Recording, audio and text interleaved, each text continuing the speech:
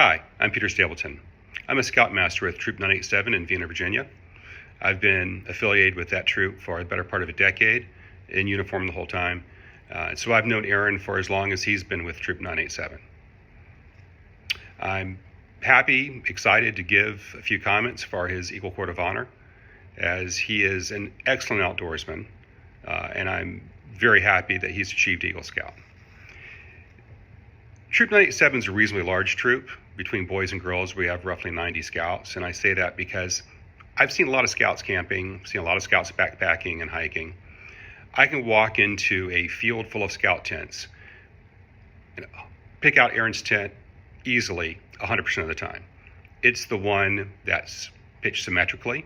The rain fly is staked out and taut. In short, it looks like something out of an REI catalog. He's that good.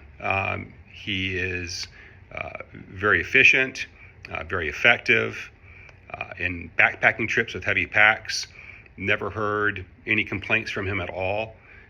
He's faster than I am.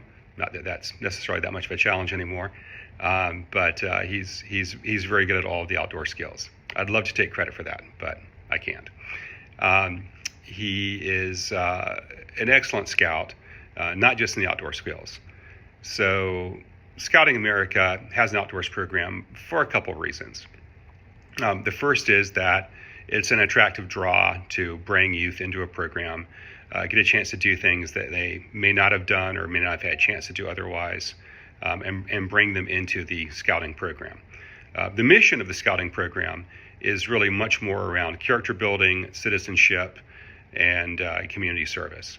And so, if you will, we lead with backpacking, hiking, but there's a bit more of a mission there. Part of that you'll see probably in pictures of Aaron's Eagle Project. He was responsible for hundreds of hours of community service at the Church of the Holy Comforter. He built a trail, or rebuilt a trail, and extended it, a nature trail along the edge of the property. I'm not sure if he gets the trail building gene from his father, but he did a great job. It had to be ADA compliant, using a specialized mulch to ensure that even folks that were mobility impaired could enjoy the nature trail. And he did a fantastic job of planning it, sourcing materials, leading the project, directing the project, and it came out with a great result. We also managed to get some invasive species control, and at the same time, really just a fantastic project. And that's part of the mission of Scouting America, is giving youth a chance to lead, to have meaningful leadership roles. And it just so happens that the outdoor side of it's a lot of fun, and certainly a part I greatly enjoy. In addition to being a Scoutmaster, I'm very involved in the High Adventure program. High Adventure in Scouting America is really anything beyond what you'd call front country camping, car camping. If it involves backpacking, if it involves rock climbing, rappelling, if it involves scuba diving, canoe trekking, all of that's considered high adventure. And Aaron has been very active in high adventure as well. I've done many high adventure preparation trips with him, hiking mostly the Appalachian Trail, or backpacking the Appalachian Trail, I should say, on multi-night trips.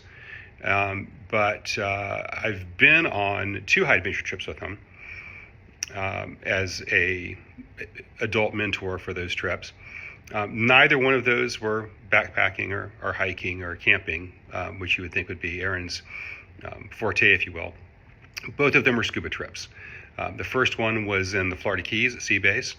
I believe that was Aaron's first real saltwater scuba diving experience. He got certified in Northern Virginia in cold, dark quarries, and so I'm sure it was rewarding to actually see that there's something to see underwater, and it can be a lot of fun. And the second trip was this past summer. We went to the Bahamas, flew into Nassau, got on a sailboat, headed south, and scuba dove the Exuma Islands, part of the Bahamian island chain, for a week in beautiful, clear, warm blue water. It was a fantastic trip. I will say that Aaron's an excellent diver, just as he is an outdoorsman. He has no drama.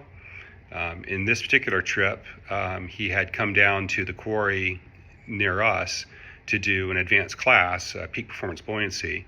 Buoyancy control is a big deal in scuba diving, and ended up with a wicked little ear infection after that trip, which is a great reminder to me. I like to get scouts active in the water or on the trail before a high adventure trip, but maybe not 10 days before the trip. I probably should make it, the lifespan of a swimmer's ear infection before the trip, because he just barely finished his meds before he got on the airplane. But he did. He persevered. We got to the boat where he was immediately seasick for the first day. And I say that because I want to add the next part, which is that he, once again, completely persevered.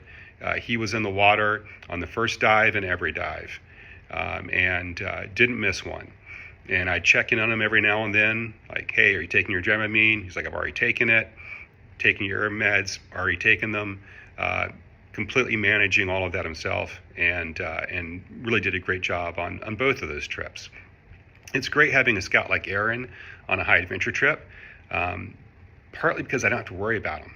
I could see him and his dive buddy swim off, maintaining buoyancy, going out, looking at the fish, the coral, the sharks, and it freed up my mental capacity to focus on the other 11 people in the water that were not nearly as capable. Super capable in all respects.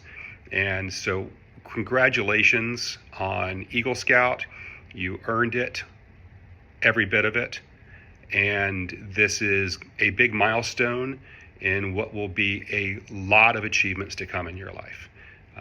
Bring the same attitude, the same energy, the same seriousness to everything you do, and there's nothing you can't do.